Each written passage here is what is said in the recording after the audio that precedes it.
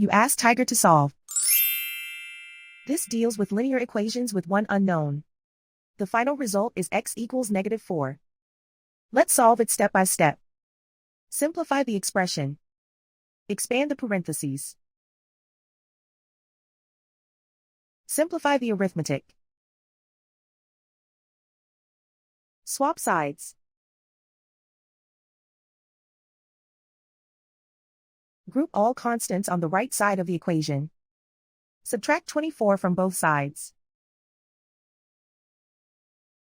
Simplify the arithmetic.